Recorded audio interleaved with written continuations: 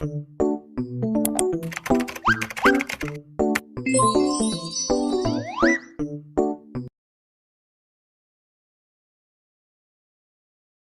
as 3 people have been killed and 1 person has been reported missing following the recent flood in South Lampung District, Lampung Province. The National Disaster Mitigation Agency has reported. The flood, which occurred following heavy rains of medium to high intensity, has affected the 4 sub-districts of Sidamulia, Kitabang, Kandipulo, and Kalianda. Acting Chief of BNPB's Disaster Data, Information and Communication Center, Abdul Mahari, said in a written statement received in Jakarta on Saturday. The death toll from the flood has so far risen to 3, while 1 person has been reported missing, he informed. The flood has inundated 697 houses, caused serious damage to 2 homes, moderate damage to 2 houses, damaged a place of worship, and destroyed 2 bridges. The flood has forced 200 residents to seek refuge elsewhere, Mahari said. A joint team from West Lampung District Disaster Mitigation Board, the Indonesian military, and the police is making efforts to rescue the victims. The Jakarta provincial government proposed a budget of 3.63 trillion Indonesian rupiah for flood control and prevention.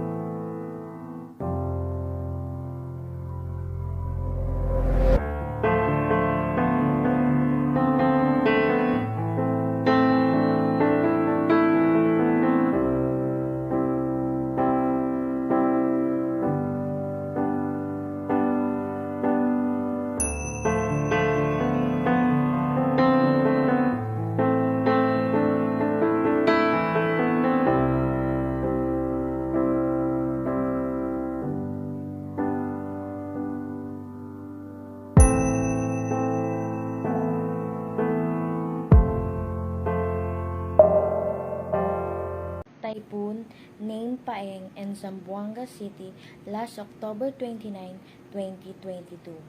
People is suffering because of Typhoon Paeng, and also this is a strong typhoon that comes in these places of Zamboanga City.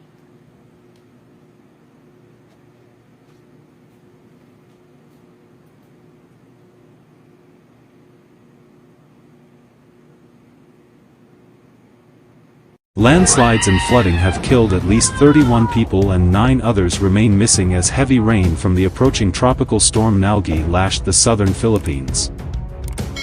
A disaster official said. Torrential rainstorms unleashed flash flooding overnight that carried uprooted trees, rocks, and mud into rural communities around Cotabato, a city of 300,000 people on Mindanao Island. Many residents were surprised by the rapidly rising floodwaters, Naguib Sinarimbo, civil defense chief for the regional government, said on Friday. The amount of rainwater that came down overnight was unusually and flowed down mountainsides and swelled rivers, he said. Explaining that most of the victims were swept away by floodwaters and drowned, or were hit by debris-laden mudslides. The water started entering the houses before dawn, Sinarimbo said, confirming that the death toll in the storm-hit areas had jumped to 31 from the earlier tally of 13. Rescuers retrieved 16 bodies from the flood-hit town of Datu Odin Sinsuat, 10 from Datu Blah Sinsuat and 5 from UPI town, he told reporters. Rescuers in rubber boats were searching flooded areas around Cotabato City and emergency teams, including military units. We're also checking other areas where flooding and landslides had been reported. Floodwaters had receded in several areas, but Cotabato remained almost entirely waterlogged on Friday, and Sinarimbo said there could be more flooding because of continued heavy rain. Our focus at this time is rescue as well as setting up community kitchens for the survivors, he said. The army has deployed trucks to collect stranded residents in Cotabato and 8 nearby towns. And Manila's international airport was temporarily closed, and tens of thousands of people have fled while others are refusing to leave their homes and farms. Volcanic lightning shoots up into huge ash clouds charged with static electricity. It's just the opening act of what could be one of nature's most dramatic shows. The Taal volcano last erupted more than 40 years ago. Now as steam gushes above and earthquakes rumble below, experts say another massive eruption could be just hours away. We were afraid and in panic. We were thinking of how we could save our lives. It's difficult to get food because we can't use the vehicle since it's muddy, and we can't even clean it since there's no water. Ash is affecting the capital Manila, 60 kilometres north.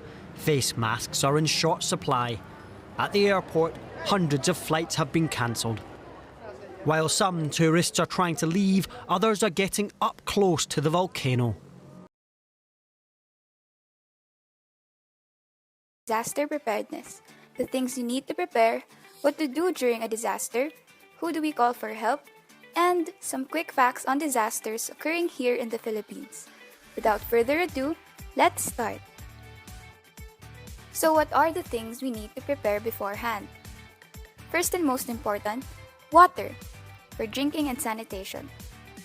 Food, at least 3 days supply of non-perishable food, and battery-powered radio, cell phone with chargers, and backup batteries for contact purposes. Flashlight, in case it gets dark. First aid kit, whistle, mask, wipes for personal sanitation, local maps, and finally, a plastic sheet and duct tape for shelter purposes. Next, what to do before, during, and after a disaster. Before a disaster, you should first create an emergency plan for your own family at home. Make sure that everything you need is easily accessible in case of sudden disasters. Also, you should be knowledgeable on what protective measures to take before, during, and after evacuation. This is for preparation for whatever type of evacuation that will be carried out in your specific area. Lastly, you should put into mind your local emergency contact numbers, or better to list them and place it where you can easily see them, in case a disaster strikes and your family needs immediate help. The earlier you call, the faster you'll be taken care of or rescued. Now, during a disaster, first thing you should always put into mind is to stay calm. Because if you are calm, you think more properly and you make more wise decisions that would reflect on your actions. Next thing you need to do is wait for further instructions and follow your area's protocols on how to evacuate. This is to ensure that everyone is safe and no one will go missing.